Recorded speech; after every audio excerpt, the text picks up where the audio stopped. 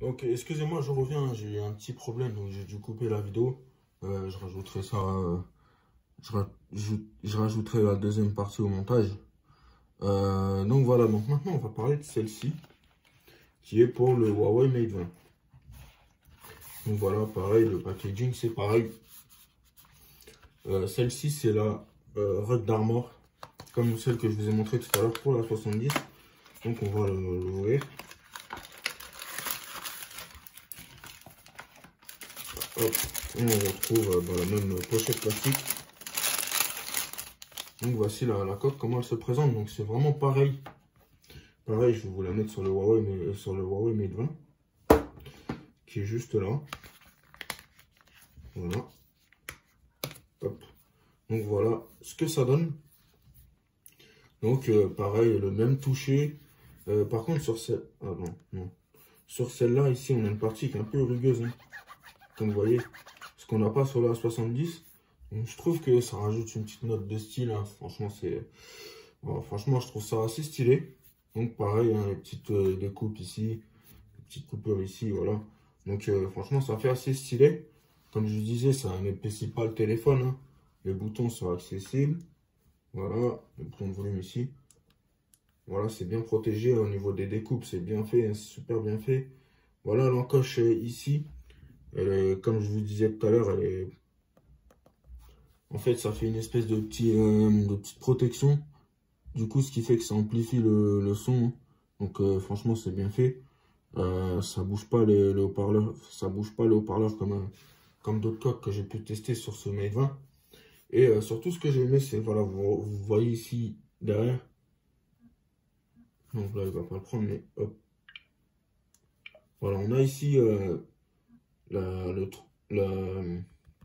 le trou pour le capteur d'empreinte. Donc ça épouse bien le doigt. Hein. Donc franchement, c'est super bien fait. Ils ont fait du bon travail là-dessus, Spigen. Voilà, l'appareil photo est protégé. Pareil pour l'écran. Hein. Voilà, vous avez des bords qui remontent par-dessus l'écran. Donc franchement, c'est bien fait.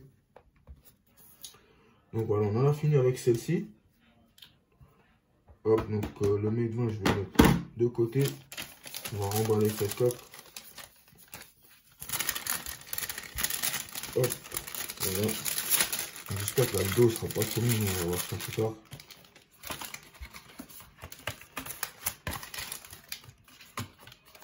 Ça fait déjà un moment que je parle. Hein. Hop.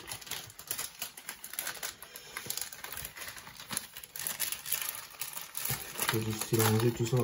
Voilà. Donc on a fini avec ces trois-là. Maintenant, je vais vous parler de celle-ci qui est pour iPhone 11 Pro Max. Donc voilà le packaging, comment il se présente. Donc celle-là, c'est la ultra hybride. Donc celle-là, je vais pouvoir vous en parler un petit peu plus étant donné que je l'ai testé pour le XR. Donc c'est celle-ci, elle est là. Donc celle-là, c'est pour le XR. Voilà. Je sais pas si je vous ferai peut-être une vidéo des coques que j'ai pour l'iPhone XR. Donc je sais pas, dites-moi si ça vous intéresse, si vous voulez que je vous fasse des vidéos de mes coques iPhone XR. Donc voilà, donc le packaging se présente comme ceci. Donc toujours dans sa pochette plastique. Hein.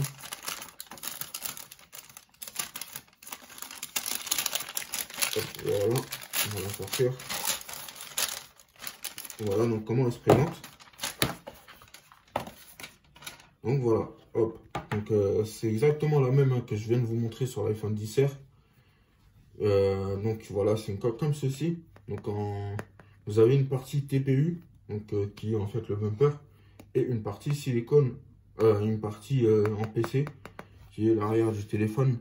Donc ils appellent ça la technologie Air Cushion ou un truc comme ça. Je sais pas exactement comment le prononcer. Donc franchement, moi j'aime bien cette coque malgré qu'elle épaissit un peu plus le téléphone. Donc voilà, vous voyez que les découpes sont super bien faites. Hein. Voilà, ici, vous voyez que c'est super bien fait. Au niveau des découpes du port Lightning, au niveau des boutons, voilà, c'est bien protégé et tout. Voilà, ça remonte au niveau de l'appareil photo, vous avez une petite excroissance. Donc voilà, c'est bien de ce côté-là. Moi, je l'ai pour l'iPhone XR, cette top. Et franchement, j'en suis super satisfait. Donc bon, on va la remballer. Hein. Hop. On va la remettre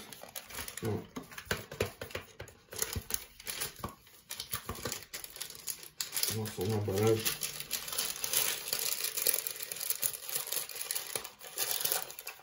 Voilà. On va essayer de fermer le tout correctement. Voilà. Et il me reste deux coques à vous présenter. Donc celle-ci, c'est pour le Galaxy Note 10 Plus. Donc vous voyez que voilà, de toute façon le packaging reste le même. Donc celle-ci c'est la Neo hybride. Hop, je vous montre ça. Non pardon, excusez-moi, je me suis trompé. Celle-ci c'est pour iPhone 11 Pro. Hop, donc, on va la déballer. Pareil, vous retrouvez la petite feuille ici. Voilà. Donc même principe que la Slim Armor que je vous ai montré tout à l'heure.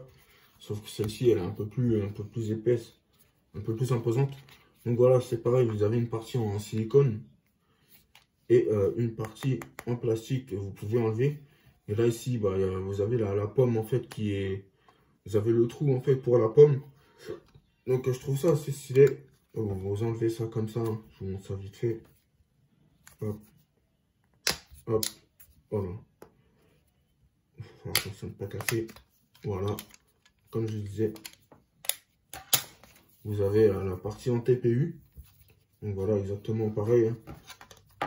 Et vous avez la partie en plastique avec le stand, le petit support. Donc je peux vous montrer ça vite fait. Hop, je vous remets. Hop.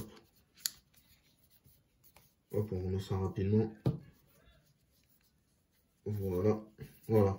Donc voilà, ici vous avez un petit pied pour poser le téléphone. Comme ceci. Voilà, donc en mode paysage. Donc franchement, je trouve ça bien. Hein. Je trouve ça bien qu'ils aient fait ça. C'est assez intelligent.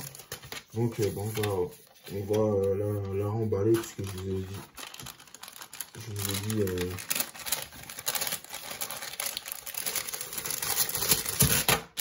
Hop, voilà, on va la remballer. Donc j'espère que la vidéo sera pas trop longue. Hein.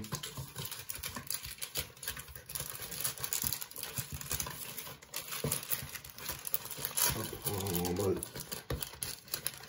Et voilà.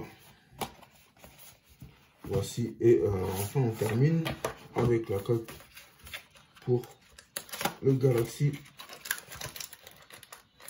Note 10 Plus. Donc celle-ci c'est la Neo hybride. Donc on retrouve pareil le même packaging. Donc voilà comment elle se présente. Donc c'est une coque voilà, en silicone pour le Galaxy Note 10 Plus. Et vous avez le bumper. Voilà, vous avez un bumper en plastique qui a priori s'enlève. Donc là j'ai pas essayé de l'enlever.